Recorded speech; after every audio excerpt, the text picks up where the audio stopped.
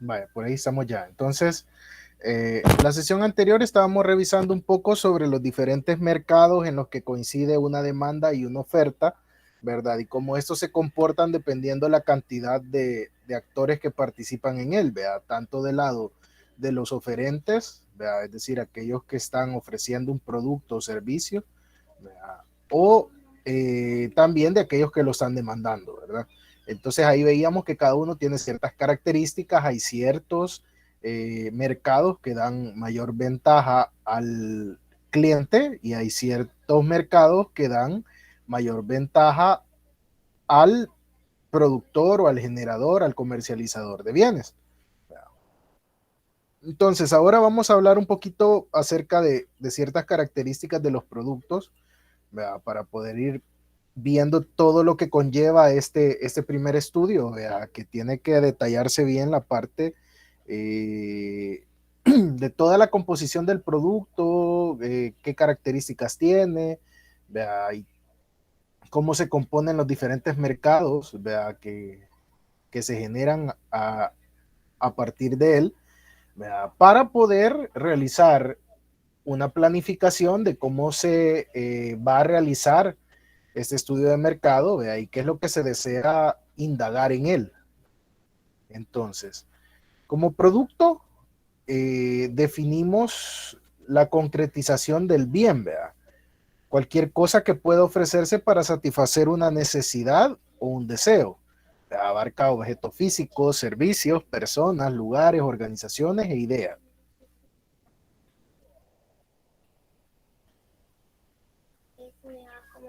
Entonces, los productos, a partir de esa definición que tenemos ahí, pueden tener diferentes clasificaciones, ¿verdad? Que vamos a ver unas cuantas por acá, ¿verdad? Pero dependiendo de lo que nos interesa o cómo nos interesa agruparlos, ¿verdad? Vamos a poder definir una serie de clasificaciones para poder entender sus características, ¿verdad? Entonces, de repente hablamos, por ejemplo, una de las primeras clasificaciones que podemos tener son si son productos, bienes no duraderos, bienes duraderos o servicios.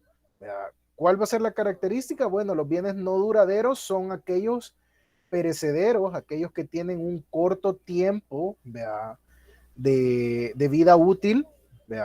Al final de tanto, pues todos los productos van a tener una vida útil que nosotros le asignamos como tal, ¿verdad? No es que van a ser eternos y nunca se van a acabar, o que de repente los podemos tener ahí durante años, ¿verdad? Guardados y no les va a pasar nada, no, pues siempre va a haber alguna condición, ¿verdad? De funcionamiento óptima donde nosotros definimos un margen de vida útil, ¿verdad? Pero aquellos que denominamos como bienes no duraderos o perecederos son aquellos que ese margen de vida útil es más corto, ¿verdad? Que al final va a tender a arruinarse, ¿verdad? O a deteriorarse las características del producto de una manera más rápida que en otro tipo de bienes.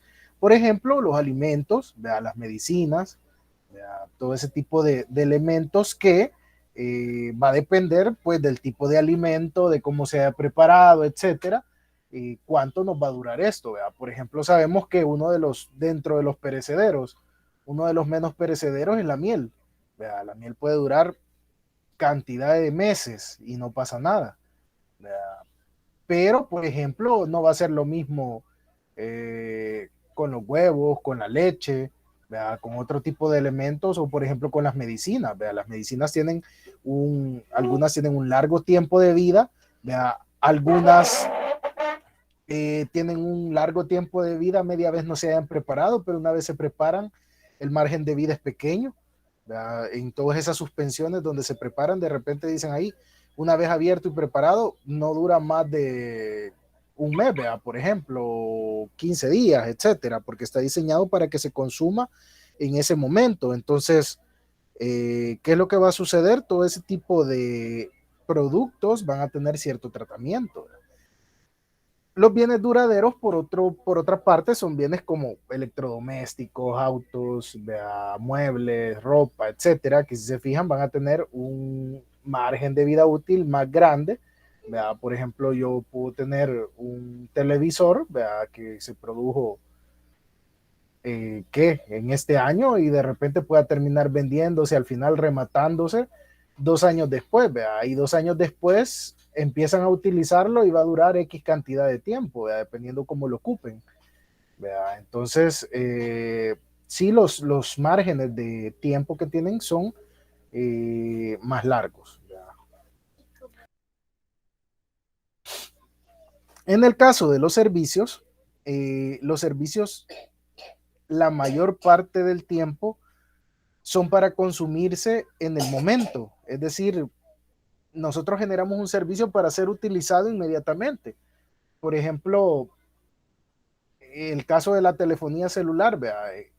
Damos un servicio que va a durar, ¿vea? Días, semanas, ¿vea? Hasta que se acabe o caduque. ¿Vea? Pero es para utilizarlo en el momento, o sea, nosotros lo hacemos efectivo en el momento en el que hacemos uso de él y en ese momento deja de existir como tal, ¿vea? Entonces, eh, en este caso, por ejemplo, como los servicios de televisión, ¿vea? Los servicios de películas, etcétera, tienen un margen, ¿vea? Durante el cual se ha contratado y durante ese margen se ocupa y es la vida útil del servicio como tal, ¿vea? Pero la mayoría de veces, por ejemplo, ustedes van a comprar o van a pedir algún tipo de comida a restaurante y es para consumirla en el momento, ¿vea? No la vamos a tener ahí, mire, prepáremela ya y que me dure de aquí a 3 meses, ¿vea? No, entonces mejor la voy a comprar en 3 meses cuando la vaya a ocupar, ¿vea? Entonces, en los servicios, la mayor parte del tiempo son para consumirse inmediatamente. Por otra parte, tenemos otra clasificación donde catalogamos a los bienes como bienes de consumo o bienes de capital. ¿Y a qué nos referimos con ello? Bienes de consumo son aquellos previstos para ser ocupados por el cliente final, ¿verdad? Es decir, todo lo que ya vemos, por ejemplo, en los supermercados, en las tiendas, ya de cara al cliente al que lo va a ocupar, esos son bienes de consumo. Y bienes de capital son aquellos que son ocupados por otras empresas para ser transformados y ofrecer otros bienes o servicios, ¿verdad? Entonces, de repente, ese tipo de bienes puede como encontrarse a veces en un limbo, ¿verdad? Porque eh, puede ser bienes de consumo si lo vemos desde el punto de vista de algunos clientes, pero puede ser bienes de capital si lo vemos desde el punto de vista de otros clientes. Por ejemplo, ¿qué sucede si yo elaboro un producto, ¿verdad? Que sea cera para autos? ¿Verdad? Y yo la pienso vender en los supermercados, en las ferreterías, etcétera. ¿Verdad? Entonces el cliente que va y lo compra es el consumidor que va a hacer uso de la cera para autos, ¿verdad? Entonces, ok, chévere, en ese momento lo catalogamos como un bien de consumo. Pero ¿qué pasa si, por ejemplo, eso lo vamos a ocupar para un car wash? ¿Verdad? Entonces, al final, el servicio que se va a dar es el lavado y paseado del vehículo, ¿verdad? Pero entonces ese bien, la cera para autos, pasó a formar parte de un bien de capital de otra empresa, ¿verdad? Entonces, si se fijan ahí, puede haber como una ambigüedad en los productos dependiendo cuál va a ser el cliente que va a consumir el producto.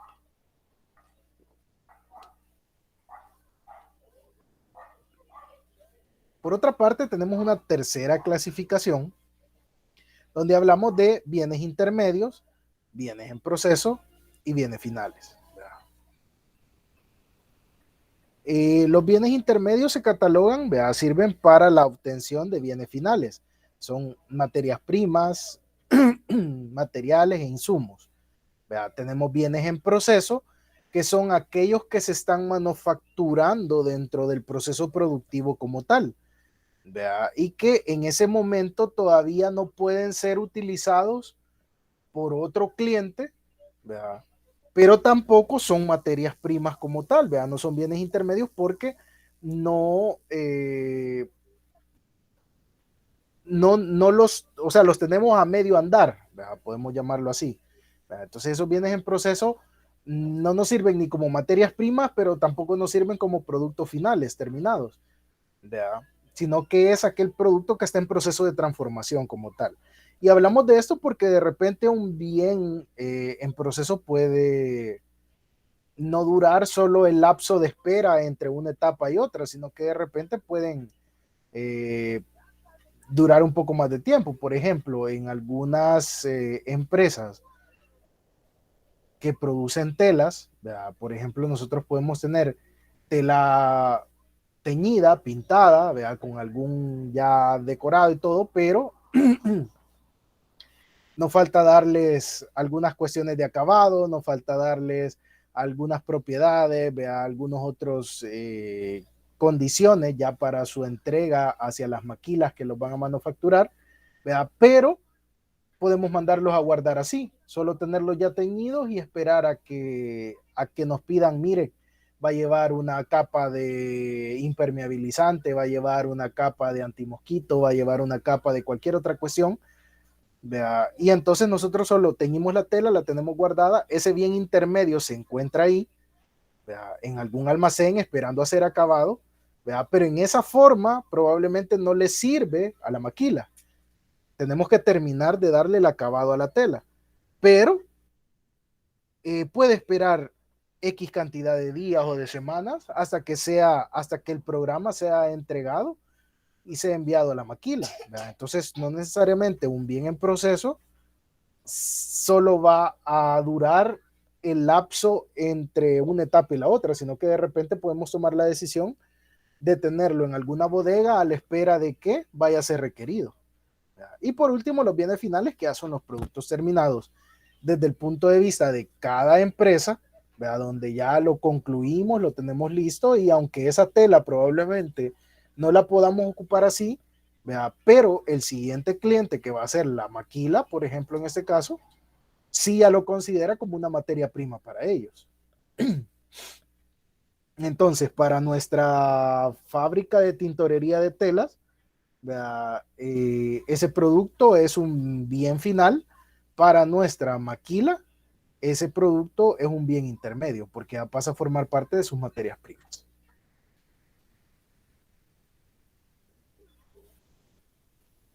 Tenemos esta otra clasificación donde hablamos de bienes complementarios, bienes inferiores, bienes normales y superiores. ¿Vea? Los bienes inferiores, ¿vea? Se compran en cantidades grandes a un bajo precio. Los bienes normales son bienes que a medida que aumenta o disminuye la demanda, el precio se comporta inversamente proporcional a ello.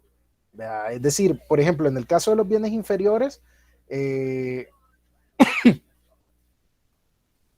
son bienes que siempre van a tener un precio similar. ¿Verdad? Por ejemplo, el caso de los granos básicos, ¿verdad? El caso de, por ejemplo, tornillos y cuestiones así, donde de repente eh, se compran grandes cantidades a un bajo precio.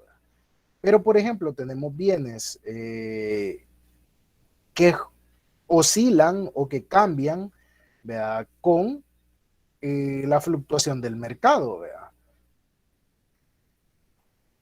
Un ejemplo de ellos, no sé, ¿qué se les ocurre? Hablamos de son bienes que a medida que aumenta o disminuye la demanda, el precio se comporta inversamente proporcional a ellos.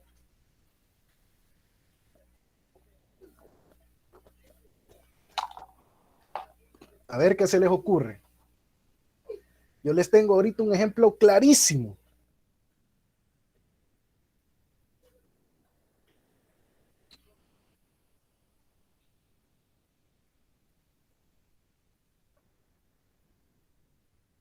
La gasolina, correcto.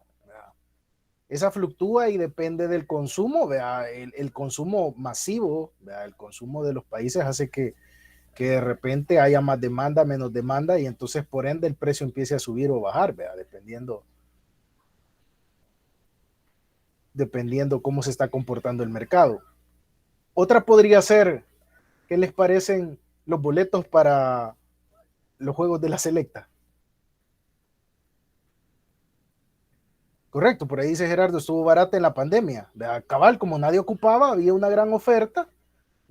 Y entonces el precio tuvo que bajar porque nadie estaba comprando. Hubo poca demanda, había una gran oferta ¿verdad? Inclusive mandaron a descansar algunas plantas, ¿verdad? Y las pusieron las cerraron y dijeron, no, ya no vamos a seguir produciendo porque ahorita el precio llegó en un momento en el que estaba en negativo, ¿verdad?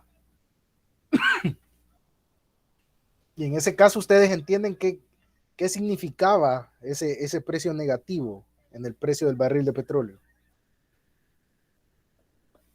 No es que me iban a pagar por comprar gasolina, ¿verdad?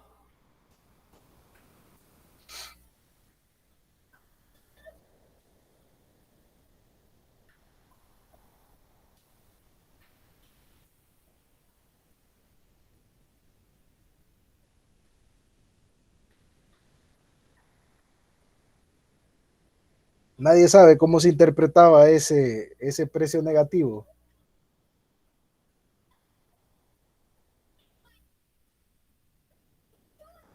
Exacto.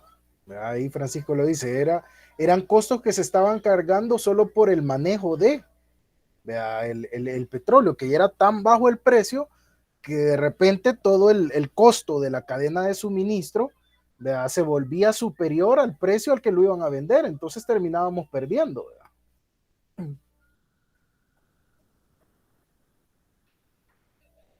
Pues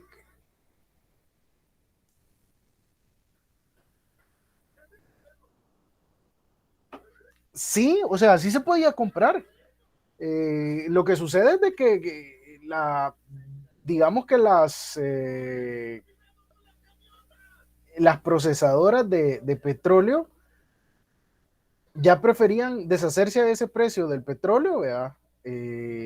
A terminar perdiéndole más, porque cada día que pasaba, ¿verdad?, en almacenaje, eso le generaba todavía más y más costo. Entonces, si no se empezaba a comprar ese petróleo, lo que sucedía es que cada vez iba a ir volviéndose más negativo ese precio.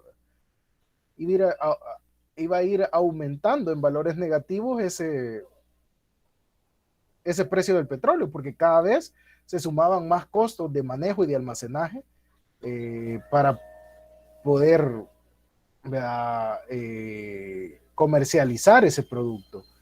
Y pues como no había orden de poder parar, o no, todavía no se decidían a poder cerrar las petroleras, entonces la cuestión era de que la petrolera seguía produciendo, seguía sacando, ¿verdad?, y eso se seguía acumulando.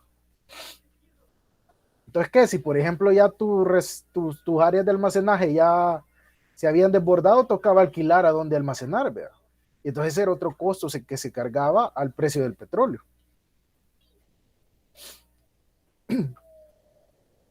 Pero otro de los que les comentaba, por ejemplo, ahí era los precios de los boletos de los partidos de la selección. Fíjense ahorita cuánto estaba un boleto de platea. Creo que andaba como por 150 bolas, algo así, ¿verdad?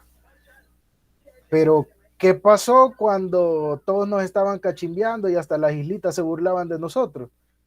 A nadie quería ir a ver a la selección y entonces el precio bajaba, ¿verdad?, porque no había demanda. Mientras que ahorita la federación se hacía los bigotes subiéndole el precio al producto, ¿verdad?, porque todos enamorados de la selección, vamos a ir al mundial otra vez, que no sé qué, ¿verdad?, y que cachimbeamos a todos, pero al final la gente estaba entusiasmada, entonces, y el estadio estuvo a reventar. Obviamente el precio de eso subió, porque como iba a haber una gran demanda, pues ah, metámosle precio y la gente aguanta con el precio, y así pasó. Y no hablemos de los revendedores, cuántos no terminaron revendiendo esos boletos. Entonces, productos como estos, donde de repente depende de la demanda que se está teniendo circunstancial en un momento, son estos bienes que denominamos normales. Y un bien superior es aquel que al disminuir el precio genera una disminución en la demanda. Era lo que hablábamos en algún momento. Si vemos un producto que es, o mejor manejémoslo de esta forma, ¿verdad?, es un producto que mantiene su precio a pesar de que la demanda sea poca. Por ejemplo, ustedes no van a ver que una camioneta Mercedes-Benz baje su precio solo porque no están comprando. Mercedes-Benz va a seguir vendiendo al precio de Mercedes-Benz. porque obviamente es un producto que está en un estatus que tiene su precio, ¿vea? Y que al final, mejor, mientras menos lo compren, es más exclusivo. ¿Vea? Entonces, el próximo que venga, el del otro año, le subo el precio más todavía para que vean que es más exclusivo todavía. Y por último, tenemos los que estaban al inicio de la tabla, los bienes complementarios. Son aquellos bienes que se utilizan en conjunto para satisfacer una necesidad. Eh, es decir, por sí solos no se venden tan bien como con algún otro producto con el que hacen juego. ¿Verdad? Por ejemplo, yo no voy a vender un, un dispensador, por ejemplo, de spray, ¿verdad? De ambiental, si no lo vendo con el ambiental. ¿Verdad? No voy a andar comprando yo, sí, vamos a comprar un montón de dispensadores para tener en la casa. Obviamente va a tener que ir amarrado, ¿verdad? Un dispensador de ambiental con el ambiental como tal, ¿verdad? Y eso va a impulsar la demanda de el ambiental como tal, ¿verdad? De ese tipo. Entonces, hay ciertos productos que van amarrados, ¿verdad? Que dependen uno del otro porque la funcionalidad de uno hace que el otro sea atractivo.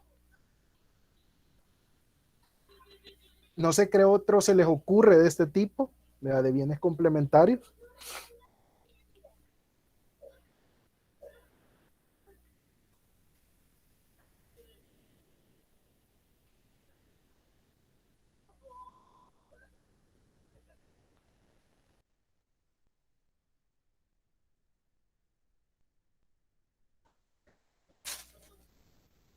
Por ejemplo, otra opción podría ser todos los accesorios de los celulares, ¿verdad?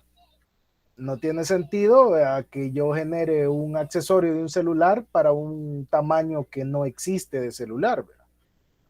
Por ejemplo, un protector o un vidrio templado o cualquier otra cuestión así, no lo voy a generar. Se me ocurre que voy a hacer vidrio templado de 14.2 centímetros por 15 puntos. Sí, pero ¿para qué celular es ese? No, se me ocurre que puede ser chivo, sí, pero ¿y con qué lo vas a vender si no tenés un celular que mida eso? ¿Verdad? Una tablet o lo que sea. ¿Verdad? Entonces, muchos productos de ese tipo van impulsados, ¿verdad? Por otro producto que determina las características o determina la demanda que van a tener de ese producto complementario como tal.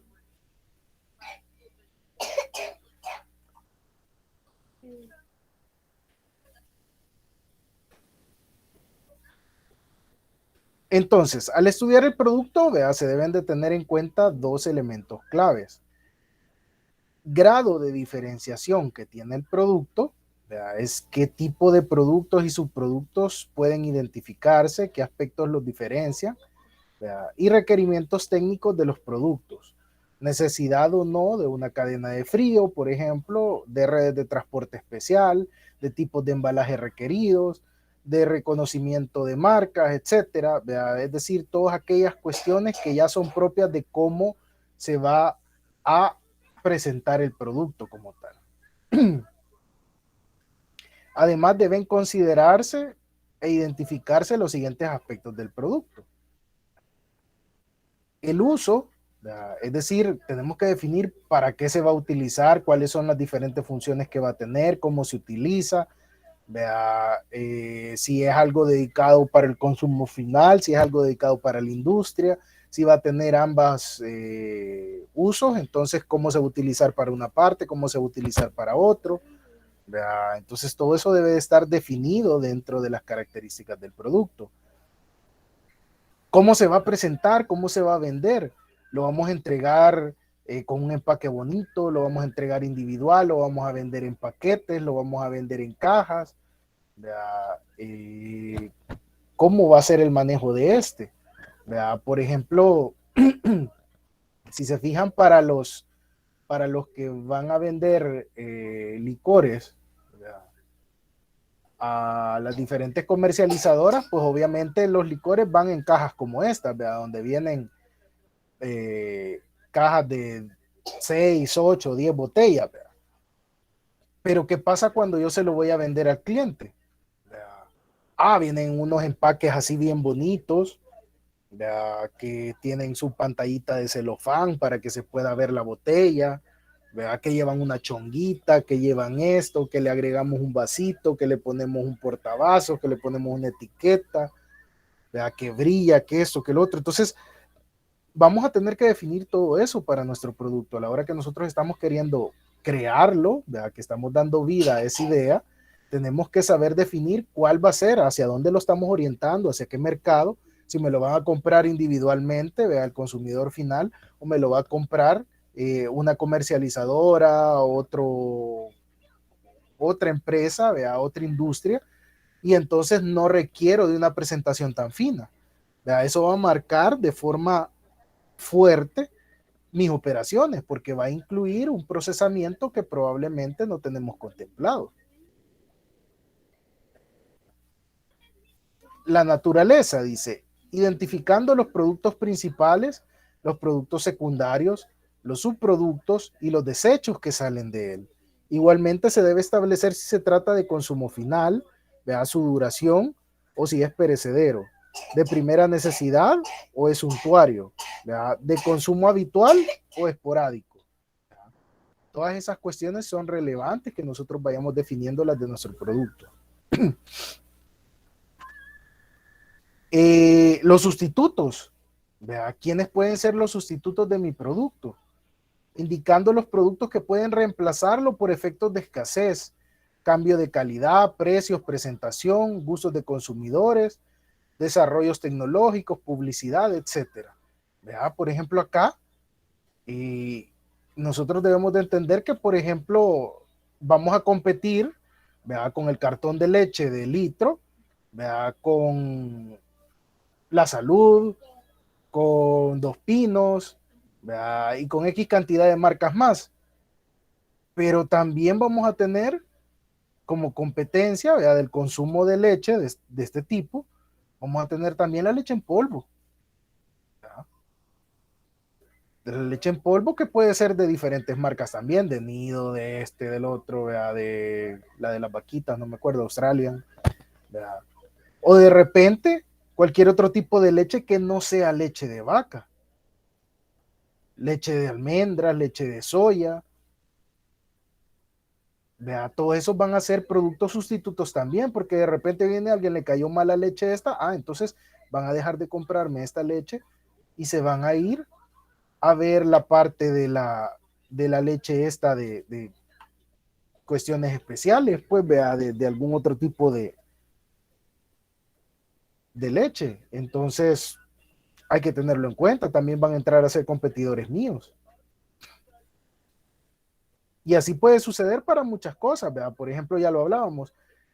Yo puedo venir y me meto al mundo de las bebidas gaseosas, ¿verdad? Y competir con la Coca-Cola, con la Pepsi, con la Salvacola, con la Supercola, con la etcétera, etcétera, ¿verdad?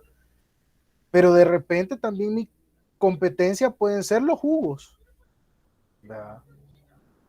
De repente también pueden ser mi competencia las bebidas energizantes, ¿verdad? Dependiendo en el sector en el que estemos. Que la gaseosa la ocupamos para mezclar tragos, sí, pero también ocupan las bebidas energizantes, también ocupan las aguas minerales, también ocupan cualquier otra cosa que pueda ser mezclado con ello. Entonces, tenemos una serie de productos sustitutos que pueden entrar en competencia con nosotros, no solo aquellas marcas de lo mismo que yo estoy haciendo, ¿verdad? Entonces, eso también hay que tenerlo en cuenta.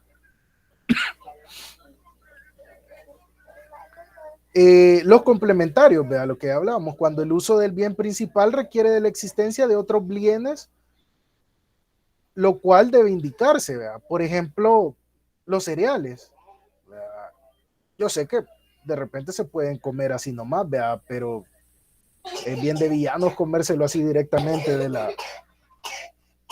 la bolsita, vea. Es como que necesitamos leche o yogur o no sé, cualquier otra cosa que podamos mezclar con él para que se sienta bien, vea. O en el caso de las herramientas, vea. Ok, compro un taladro, sí, pero si no tengo brocas, ¿cómo lo voy a ocupar?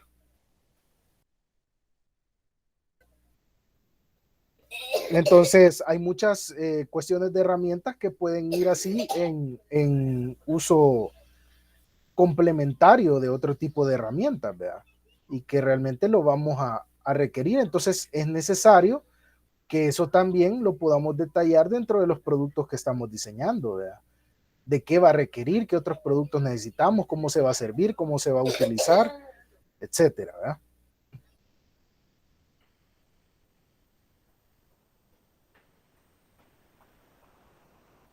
Eh, bueno, de ahí lo que tenemos por acá ya es un poco del análisis del cliente, ¿verdad? Terminamos con el análisis del producto y vamos a hablar un poco del análisis del cliente, ¿verdad? Componente fundamental del mercado, dice, claro, pues quien va a ser el movimiento de los bienes, ¿verdad? Va a ser quien va a consumir, llamado mercado meta, ya que será el consumidor de los productos o servicios que nosotros estamos queriendo elaborar. Nosotros decimos, bueno, voy a generar este producto para satisfacer las necesidades de este cliente llamado consumidor final, de este cliente llamado otra empresa de productos o servicios que requiere de lo que yo estoy elaborando. Entonces, para entender eso, debemos de perfilar al consumidor, saber quién es esa persona, grupo de personas, de empresas, de industrias, etcétera, que van a ser los consumidores de o los que van a comprar mis productos. Entonces, de ahí podemos tener consumidor individual, ¿ya? Alcanzado de forma directa o a través de un canal de distribución, consumidores industriales, cadenas de comercialización o consumidores institucionales. Entonces, ¿a qué nos referimos con esto? Cuando hablamos del consumidor individual, pues estamos hablando de que quien va a consumir mis productos va a ser uno a uno cada una de las diferentes personas, ¿verdad?, que van a requerir de este bien o servicio. Entonces, muy probablemente los perfiles de cada uno de ellos van a ser bien variados, van a tener características similares, pero van a tener características diferentes. ¿Verdad? Vamos a tener un gran o variado grupo de población bastante heterogénea. Entonces, habrá que ver si esto se va a realizar de forma directa, es decir, vendiéndole uno a uno, o se va a utilizar algún canal de distribución, ya sea con grandes mayoristas, con minoristas, con tiendas a detalle, ¿verdad?, con diferentes elementos para poder hacer llegar el producto a ese consumidor final. La otra opción que tenemos son los consumidores industriales, y aquí estamos hablando ya de empresas, ¿verdad? De repente empresas que van a consumir mi producto para elaborar otros productos o ofrecer unos servicios que ellos están desarrollando, ¿verdad? Entonces, ahí pues también habrá que perfilar cuáles son las industrias que probablemente puedan requerir de mi producto y a qué nivel, qué volumen van a requerir, cuáles son los niveles de ventas que ellos tienen, ¿verdad?, para poder más o menos entender cuál va a ser el nivel de producción que yo debo de tener para satisfacerlos a ellos. Va a ser bien diferente porque de repente acá con el consumidor nosotros vamos a ir a indagar sobre las costumbres de consumo de esa persona individual, ¿verdad?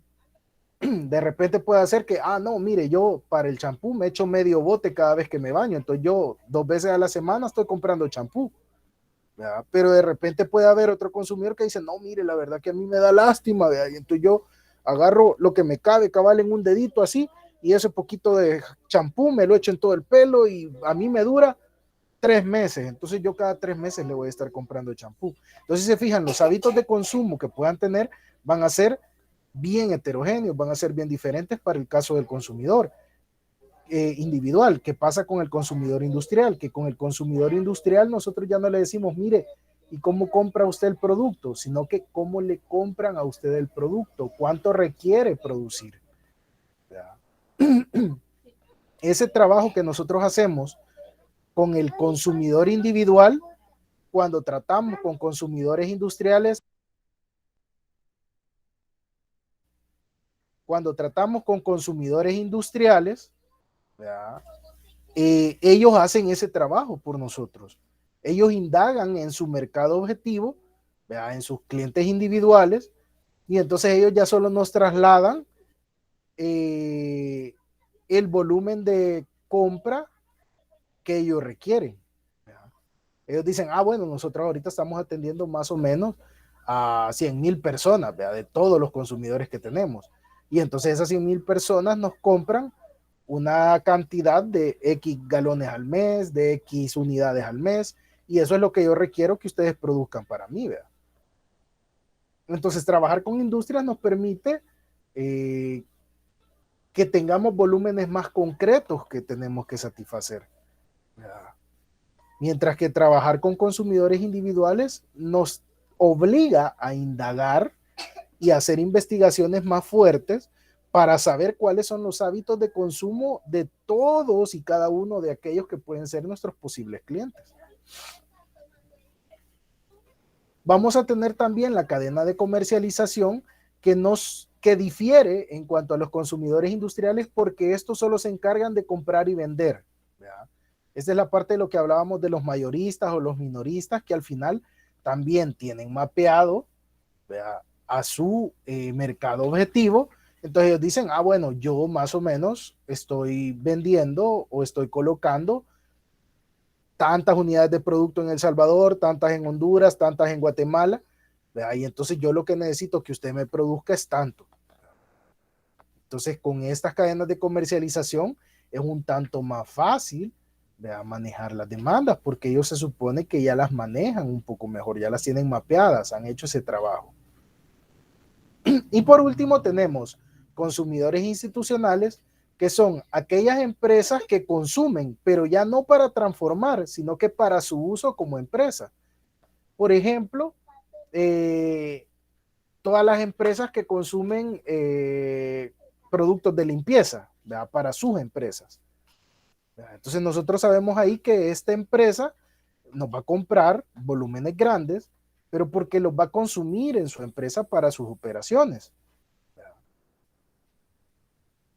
Entonces, él tiene mapeado, ¿verdad?, y él tiene claro cuánto es lo que él va a consumir de los productos que nos requiere a nosotros, ¿verdad? Entonces, es otra de las formas en las que podemos, o de consumidores que podemos tener. Entonces, dentro de los más complicados van a ser estos primeros, ¿verdad?, porque ahí tenemos que ir y mapear a todos los que nosotros creemos que van a ser nuestros consumidores, por lo menos media vez no tengamos datos de compra, ¿verdad? Pero ahí entra en juego, ¿verdad?, todo lo que ustedes ya vieron en planeación de operaciones, donde tenemos que pronosticar, ¿verdad?, y de repente empezar a ver, ok, yo digo que este producto se va a lanzar, ¿verdad?, y que de entrada va a vender tanto.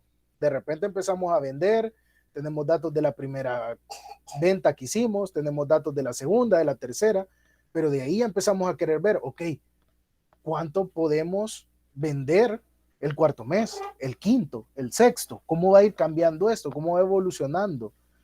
¿Verdad? Vamos decreciendo, vamos subiendo. ¿Verdad? De repente que nos quedamos cortos de inventario, ya no pudimos suplir a nuestros clientes. ¿Cuánto necesitábamos haber producido para suplir a nuestros clientes? Es una de las cosas que en PCO se ve muy bonito, eso de que, el costo de oportunidad y todo, pero ¿cómo mapeamos cuánto dejamos de vender? ¿Quién lo, quién lo rastrea? ¿Quién lo documenta? ¿Cómo tenemos el dato de, ok, me quedé con mi stock a cero, pero ¿cuántas unidades dejé de vender por la gente que se fue con el no hay? Eso por lo general no nos dicen cómo hacerlo. Y ese es uno de los dolores de cabeza para poder pronosticar. ¿Cuánto fue el costo o cuánto fue lo que yo dejé de colocar por no tener inventario? Y eso viene de empezar a analizar a estos clientes, ¿vea?, y de empezar a ver sus patrones de consumo y de empezar a ver realmente cuál fue la dinámica que tuvimos con esos clientes.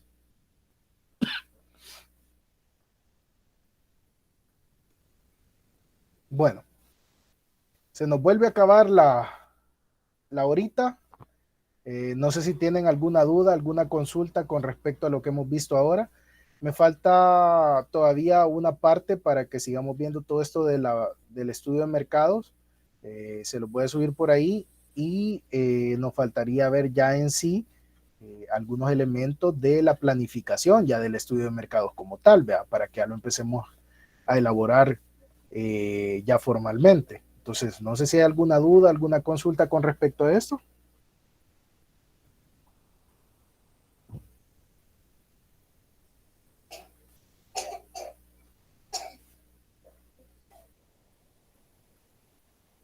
Vaya, Carlos dice todo tranquilo.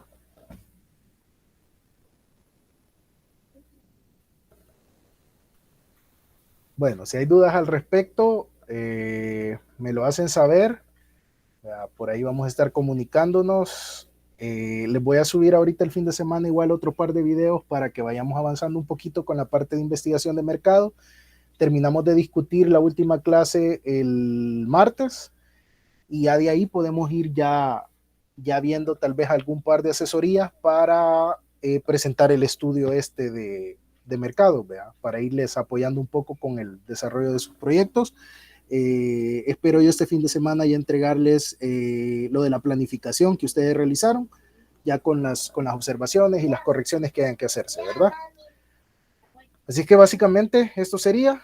Eh, Les agradezco muchísimo, que tengan feliz noche y que descansen. Gracias, feliz noche.